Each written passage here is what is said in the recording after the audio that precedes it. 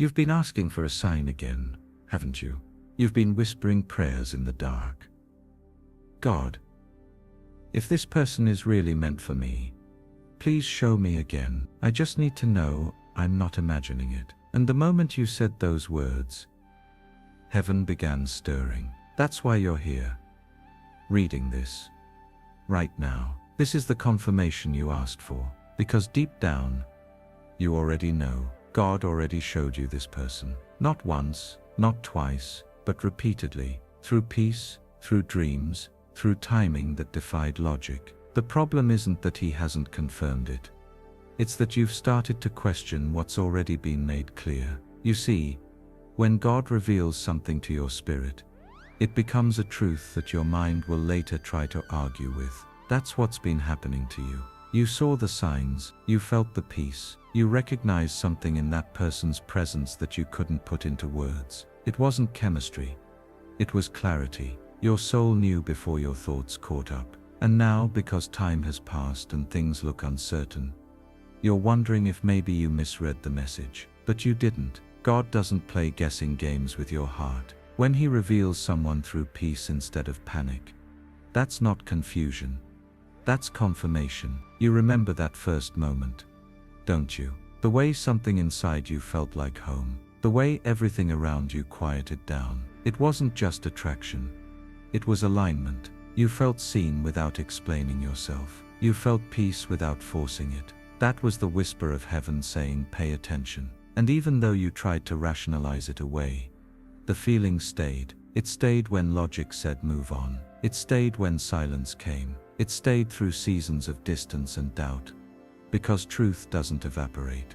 It endures. God already showed you. You saw it in the timing. How they entered your life right when you were asking him for guidance, for clarity, for growth. You saw it in the way they challenged you, the way they triggered healing you didn't even know you needed. You saw it in the way their absence felt more meaningful than most people's presence. You may have convinced yourself that it was coincidence, but deep down, you know better. There's too much divine symmetry for it to be random. You've been seeking another confirmation, hoping for thunder when God has already spoken in whispers. But here's what you need to understand. Faith doesn't need repetition. It needs remembrance. You're not waiting for God to speak again. He's waiting for you to believe what he's already said. He doesn't send endless signs because endless signs create endless doubt. He confirmed this person when you had peace instead of confusion, when your spirit recognized them before your mind did. And he's saying now, stop asking for what I've already revealed. Trust what I've already shown. You keep wondering, if they were really meant for me, why would God allow distance? Why silence? Why waiting? Because divine timing has two sides, revelation and refinement. God revealed this person to you, but now he's refining both of you to be ready for what that revelation carries. You can't handle divine connections with human patience. You must trust the process even when it contradicts your perception. You're not waiting for a person. You're waiting for a promise to mature. This is why he's been quiet lately. It's not because he's changed his mind, but because he's testing yours. Will you stand firm in what he already confirmed? Or will you let silence make you question his voice? Faith that needs constant proof isn't faith.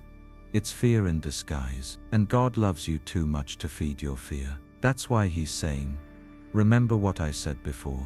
Go back to what I showed you first. That initial peace, that undeniable knowing, that moment when your spirit said, this is it.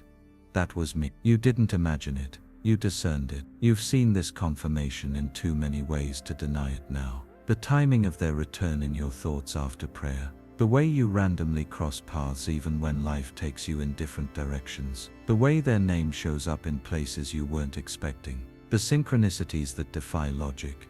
They're not accidents. They're divine alignment. God's not trying to confuse you.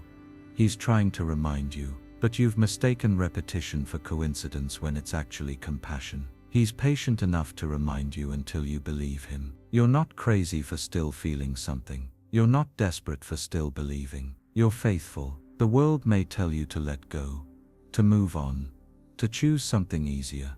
But easy doesn't mean divine. Sometimes the hardest path is the holiest one. God doesn't choose what's convenient.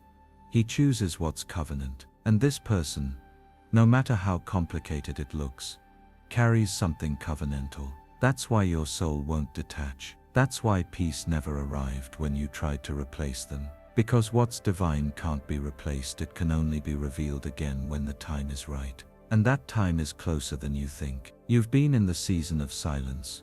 But silence is never empty. It's the sound of preparation. God's been rearranging hearts, rewriting priorities and removing interference. He's saying, I'm not done. I'm just deepening. And when he finally moves, it will happen so clearly that you won't need to ask for another confirmation ever again. You'll recognize it instantly because you'll feel the same peace you felt in the beginning. Only this time, it will come with completion. That's how you'll know it's him. The full circle of his promise.